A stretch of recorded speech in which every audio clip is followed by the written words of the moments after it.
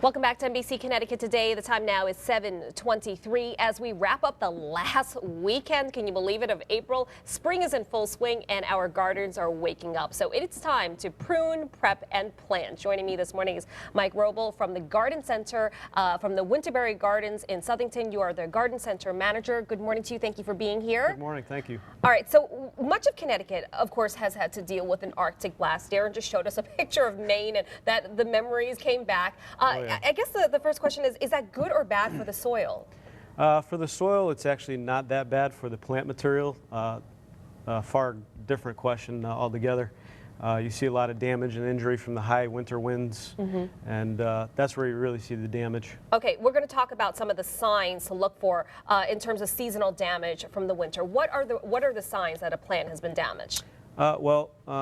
If you look to your left there, let's take a look at this plant right now. As you can see, this particular plant, obviously not green, far from that. But if you actually look at the stems, you'll see the stems are still green. So what this particular plant, it's a holly plant, is experiencing is desiccation or water loss due to winter injury. Now, I can imagine you're probably getting a lot of calls right now at the Garden Center from people wondering if what's going on with their gardens, what's going on with their plants. I guess another question is, how do you know that it's actually dead? I mean, there must be some sort of test. What can you recommend for people at home? Yeah, actually, there are tons of calls with this, and we go through this almost daily. But what I call it is the thumbnail test. It's a very simple test. You take your thumbnail and you put it right up against the bark of the plant, and you just do just a very small scratch, and you see if there's green wood there.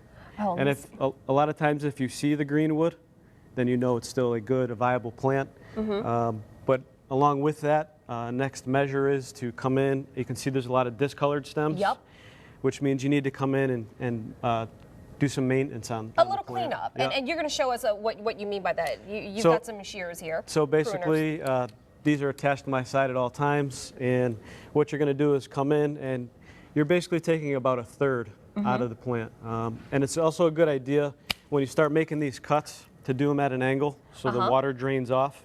And also, you've got a nice opportunity at this point. Even though it's a negative experience at this point, it's also a positive one. So you can come in and maintain, and what you actually want to do when you're maintaining is keep in mind that you want a wider bottom. And how do you get leaves to regenerate? Because that's something else you're talking about, you want to talk about here.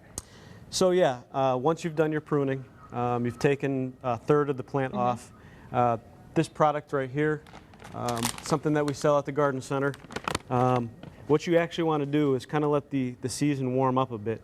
What you want to look for is, if you have them in your neighborhood, is this forsythia? It's a good indicator that the soil temperatures are warming up and that the plant is ready to take some nutrients. And now, are some plants more prone to winter injury? What are those plants? Actually, all broadleaf evergreens. And when I say that, I mean rhododendrons. You can see the pink ones, the pieris, and the mountain laurel. Anything that has a leaf, stays green through the season, is more prone to those type of injuries. Okay, Mike, thank you very much from Winterberry Gardens. I appreciate it. This is really good advice, and let's all think spring, and that comes with the gardens. Oh yeah, please do. Okay, thank you very much. All right, coming up next at 7:30, a local organization has found loving homes for hundreds of pets, but they still need your help. What you can do to help more of these four-legged friends find families. Always can use some extra help. 7:27, take a live look in Hartford. The capital city is looking nice.